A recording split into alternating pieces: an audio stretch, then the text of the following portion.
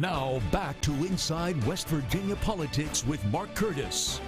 And welcome back to our final segment this weekend at Inside West Virginia Politics. What a show today. We've heard a couple of segments with Governor Justice as he goes into his second term.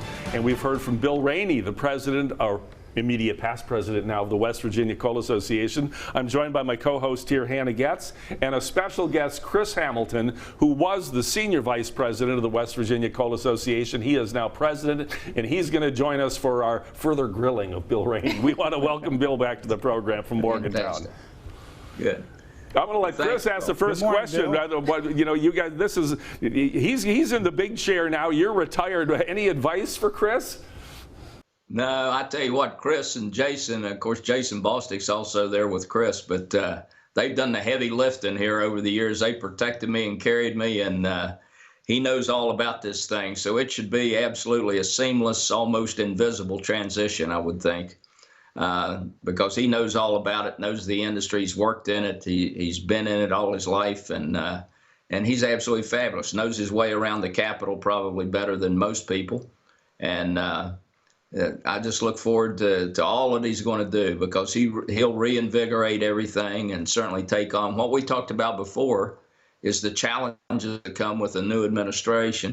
And of course, Governor Justice is so supportive, so West Virginia's in good shape, but having to tackle everything that's likely to come from Washington, Chris and Jason are clearly up to that. So I got all the confidence in the world that the best industry in the world is going to be represented by the best folks.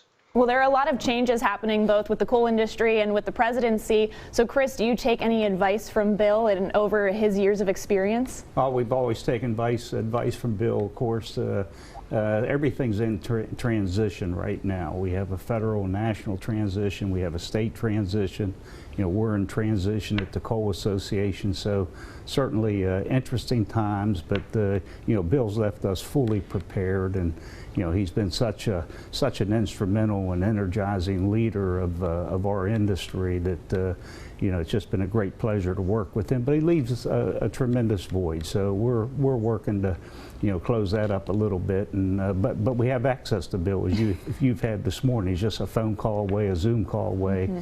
And we look forward to continuing that working relationship with him. Well, he has encyclopedic knowledge of not only the coal industry, but the legislative process in general. Let's talk about that, and Bill chime in. But I'm going to ask Chris, you're also president of the Business Industry Council in the state, a big trade and manufacturing organization.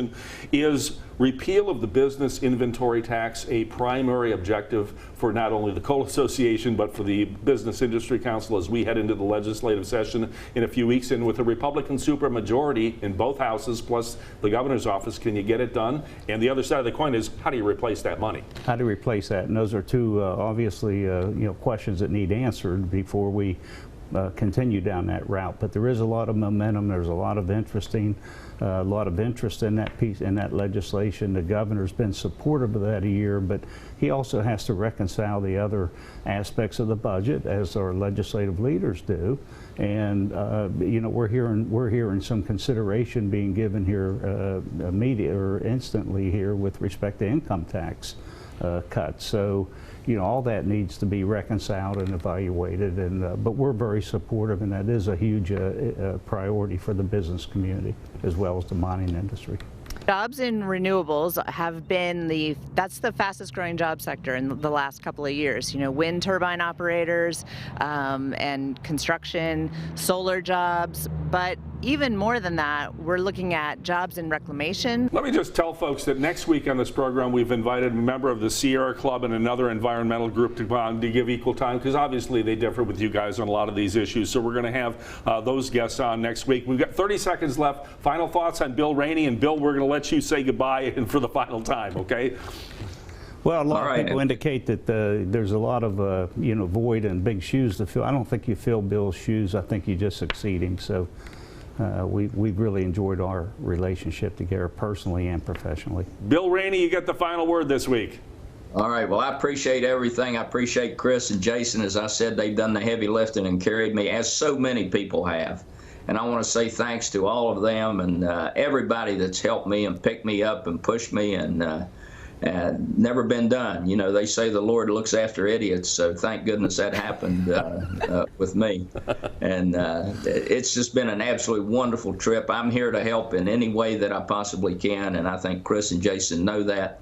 And I just ask everybody to give them the same considerations and the same kindness that they've shown me over the years. All right. God bless you, Bill Raney, and enjoy your retirement with your family. We thank you for joining us this week on Inside West Virginia Politics, along with Chris Hamilton, Hannah Getz, Lily Bradley. We'll be back here next week. Don't forget, folks, we're a podcast. Download us from your favorite podcast vendor.